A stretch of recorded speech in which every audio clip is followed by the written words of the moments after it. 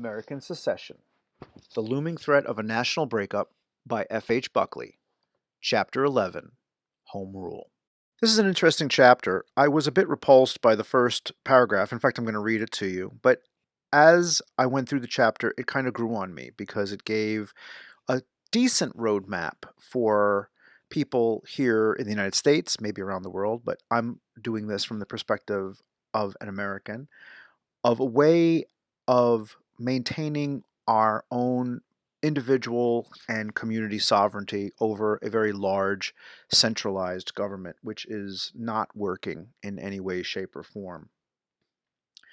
The first paragraph of this says, "We may be less than enamored of each other, but we might be unhappier living apart.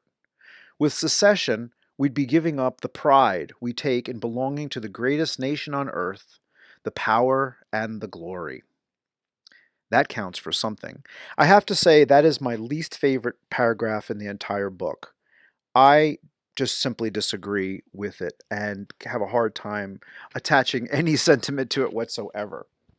The chapter goes through a bit of an analysis of the Washington Peace Convention of 1861, where we tried to bargain our way out of a breakup with the what is now known as the Civil War, but really was a war of secession, and some have said a war of northern aggression. There was a bit of a historical analysis, specifically of the Revolutionary War and the Battle of Saratoga in 1777, which was very surprising to the British. The British, after that battle, were ready to sue for peace. They were astounded that what they considered a ragtag group of farmers could do something to the greatest army at the time in the world on the field of battle. They sent over a peace commissioner to negotiate an end to the war, the Earl of Carlisle. And there were some very distinctive and attractive elements to it. They would withdraw all their troops.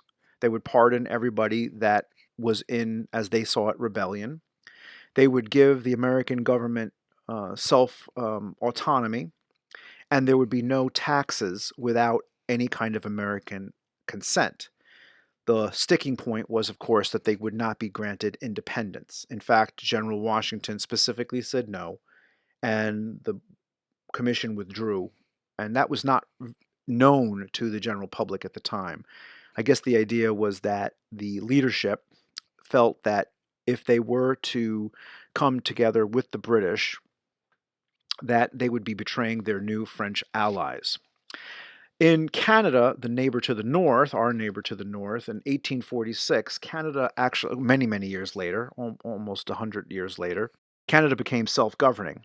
And this Canadian model was deemed by Gladstone as home rule. It was kind of a partial self-government in that there would be the ability for the provinces to govern themselves, but they would still have an allegiance to the United Kingdom, and specifically to the United Kingdom as they negotiated, as they interacted in the world abroad. And this Canadian model in 1920 was actually brought over to Ireland after a lot of conflict there. It was actually called the Canada Clause, and it gave self-rule within Ireland. But of course, again, foreign affairs were left to the larger government, the larger British government. If one thinks about how the American system was started, one would think, at least with those older eyes, that it was a series, a number of independent countries that were bonded in a larger federal allegiance, specifically with an eye towards protecting all of the states together against foreign powers.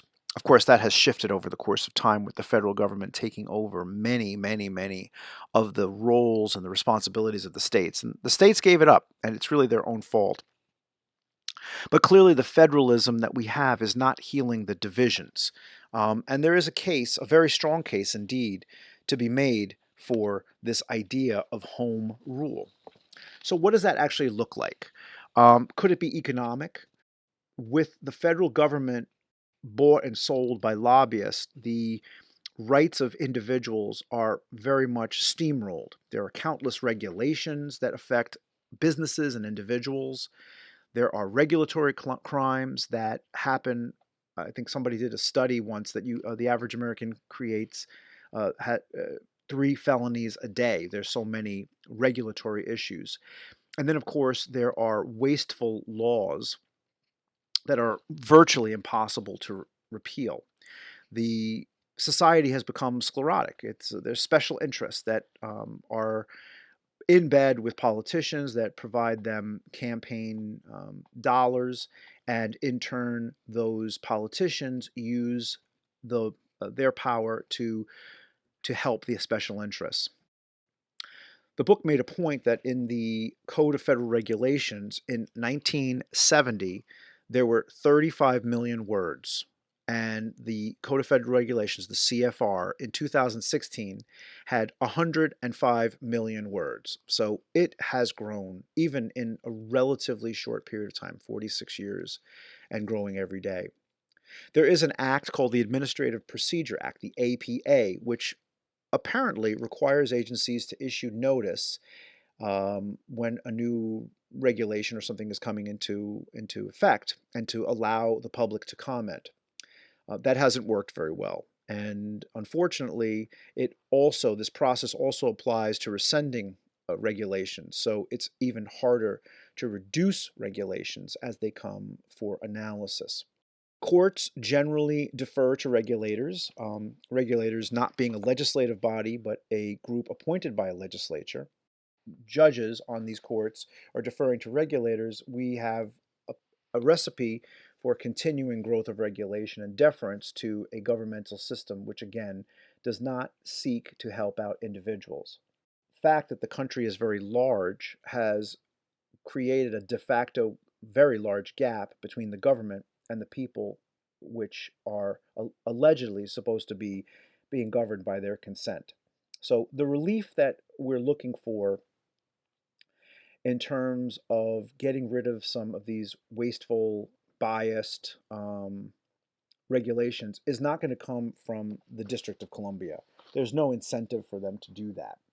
With home rule, the idea is, again, a way of allowing internal affairs, in other words, the movement, the preservation of movement of maybe goods and services, to move without any restrictions. That could be seen as a good thing. But again, the larger superstructure of the federal government for protection in foreign affairs. Buckley goes through an analysis of some of how people, Americans, vote with their feet. So he mentioned that 40% of the population lives in states in which they were not born. And that's actually higher in some states like California. California has only 50% of the people that live there were actually born in California. And places like Nevada, the state of Nevada, 75% of the people that live in Nevada were not born in Nevada.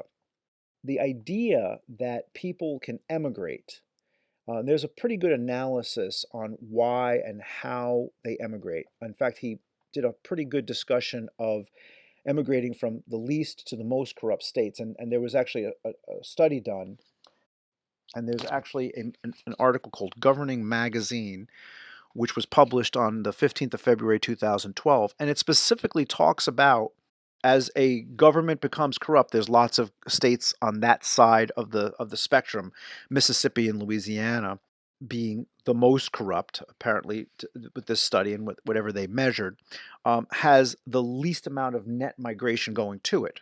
Whereas states that, at least at that time, were seen as not corrupt, Oregon, Nevada, Washington, Colorado, they had significantly high migration. Now, there might be a lot of other factors, but this was the focus of that study. And so without getting into that particular study and analyzing it, it's hard to make too many comments. But those were the facts that were presented in this analysis. So when people move to specific states, they could decide whether or not they want higher taxes to support social welfare programs or not. In other words, maybe a have states and have not states, and they can choose to do whatever they want. So if California, as an example, wants to have a progressive, um, sort of very government-centric system, and they can generate the taxes and the resources to support it, why not? And it actually helps them to not have to send their resources as a very large, the fifth largest economy in the world, to send it to places that it doesn't benefit them. So there, and it goes right to the idea that many of the secessionist movements that exist in the United States today, California Exit, is one of the biggest ones. The next section of the book is related to civil rights. Again, the idea that courts laying down opinions that impact others across the board does not seem right. A winner takes all. So, does a court in California, the opinion of a court in California, should it have an impact on somebody living in Mississippi? Or a court in Florida, should it have an impact on somebody living in Maine? The system that we have right now is a kind of winner takes all. An election happens, people are appointed to judgeships, and we currently look at courts in a kind of misguided way of a court has a conclusion, and that conclusion, that holding, has some kind of authority over us, whereas it really doesn't. It only has authority over the people that were involved in the case, but you don't really hear that spoken about in public education today. F.H. Buckley is a Canadian, and he does a little bit of analysis about the Canadian Charter, which was established in 1982. It gets a little bit into the weeds, but the long and the short of it is that it really talks about how provinces and their federal government achieve a balance. It made some rights basically sacrosanct. You just can't touch them. Anything related to gender rights or mobility, moving between the provinces, protecting minority languages, that can't be changed. But because of some of the clauses, and specifically one called the notwithstanding clause, certain provinces can opt out of charter rights.